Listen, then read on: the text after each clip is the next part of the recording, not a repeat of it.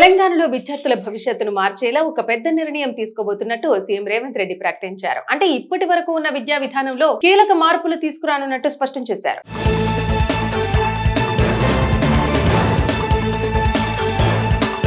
ప్రస్తుతం రాష్ట్రంలో 10వ తరగతి పరీక్షలు విద్యార్థుల జీవితంలో కీలక మలుపుగా భావిస్తారు. కానీ ఇకపై ఈ 10th పబ్లిక్ ఎగ్జామ్స్ ఉండకపోవచ్చని సీఎం చెప్పడం పెద్ద చర్చకు దారితీసింది.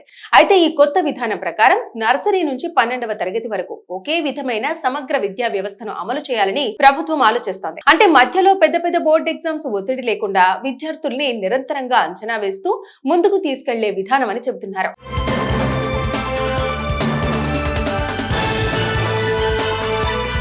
ఇక ఈ నిర్ణయం వెనుక ప్రధాన ఉద్దేశం ఏమిటి అనే విషయానికి వస్తే, విద్యార్థులపై ఉన్న పరీక్షల ఒత్తిడిని తగ్గించడం, కేవలం మార్కులకే పరిమితమైన చదువు కాకుండా స్కిల్స్, ప్రాక్టికల్ నాలెడ్జ్ పెంచడం అని చెబుతున్నారు. ఇక ఇలాంటి విధానం ఇప్పటికే కొన్ని దేశాల్లో అమల్లో ఉంది. అలాగే ఇండియాలో కూడా నేషనల్ ఎడ్యుకేషనల్ పాలసీ 2020 ద్వారా క్రమంగా ఇలాంటి మార్పులు తీసుకురావాలని కేంద్ర ప్రభుత్వం సూచిస్తోంది.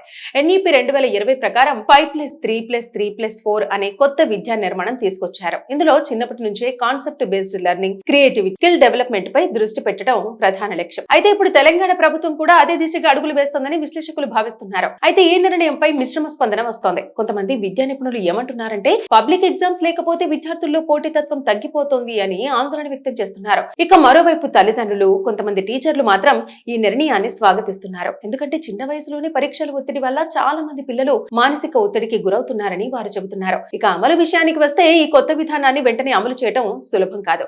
టీచర్ల ట్రైనింగ్, సిలబస్ మార్పులు, అంచనా విధానంలో మార్పులుంటాయి.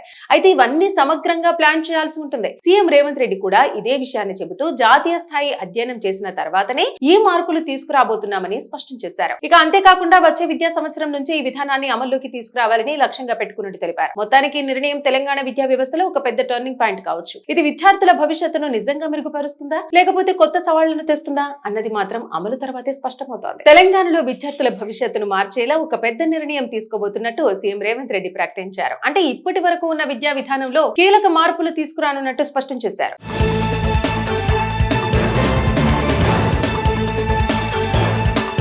ప్రస్తుతం రాష్ట్రంలో 10వ తరగతి పరీక్షలు విద్యార్థుల జీవితంలో కీలక మలుపుగా భావిస్తారు. కానీ ఇకపై ఈ 10th పబ్లిక్ ఎగ్జామ్స్ ఉండకపోవచ్చని సీఎం చెప్పడం పెద్ద చర్చకు దారితీసింది. అయితే ఈ కొత్త విధానం ప్రకారం నర్సరీ నుంచి 12వ తరగతి వరకు ఒకే విధమైన సమగ్ర విద్యా వ్యవస్థను అమలు చేయాలని ప్రభుత్వం ఆలోచిస్తోంది. అంటే మధ్యలో పెద్ద బోర్డు ఎగ్జామ్స్ ఒత్తిడి లేకుండా విద్యార్థుల్ని నిరంతరంగా అంచనా వేస్తూ ముందుకు తీసుకెళ్లే విధానం అని చెబుతున్నారు.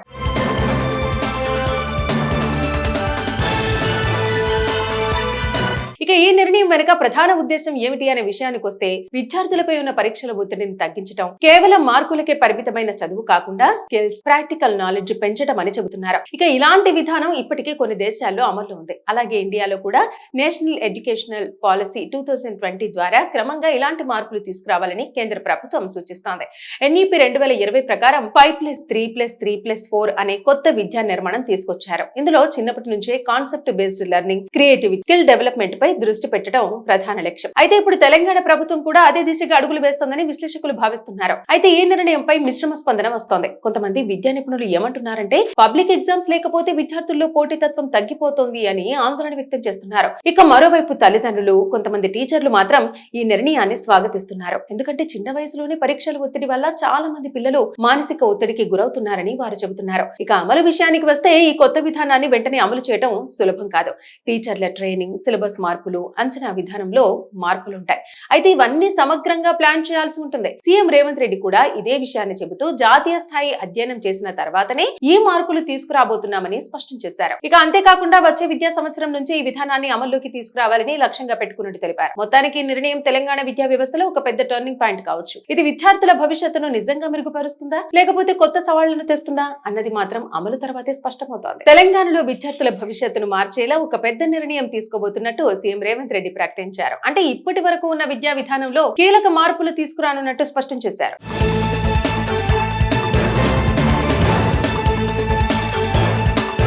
ప్రస్తుతం రాష్ట్రంలో 10వ తరగతి పరీక్షలు విద్యార్థుల జీవితంలో కీలక మలుపుగా భావిస్తారు. కానీ ఇకపై ఈ 10th పబ్లిక్ ఎగ్జామ్స్ ఉండకపోవచ్చని సీఎం చెప్పడం పెద్ద చర్చకు దారితీసింది.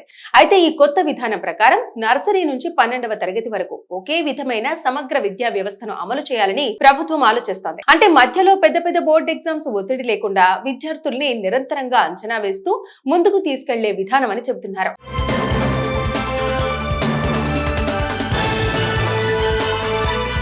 ఇక ఈ నిర్ణయం వెనుక ప్రధాన ఉద్దేశం ఏమిటి అనే విషయానికి వస్తే విద్యార్థులపై ఉన్న పరీక్షల ఒత్తిడిని తగ్గించడం, కేవలం మార్కులకే పరిమితమైన చదువు కాకుండా స్కిల్స్, ప్రాక్టికల్ నాలెడ్జ్ పెంచడం అని చెబుతున్నారు. ఇక ఇలాంటి విధానం ఇప్పటికే కొన్ని దేశాల్లో అమల్లో ఉంది. అలాగే ఇండియాలో కూడా నేషనల్ ఎడ్యుకేషనల్ పాలసీ 2020 ద్వారా క్రమంగా ఇలాంటి మార్పులు తీసుకురావాలని కేంద్ర ప్రభుత్వం సూచిస్తోంది.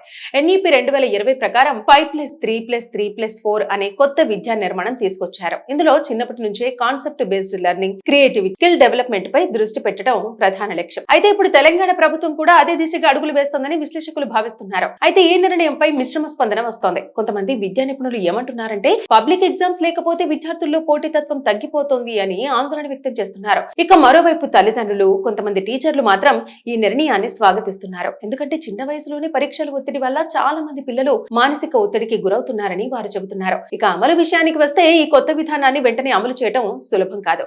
టీచర్ల ట్రైనింగ్, సిలబస్ మార్పులు, అంచనా విధానంలో మార్పులుంటాయి.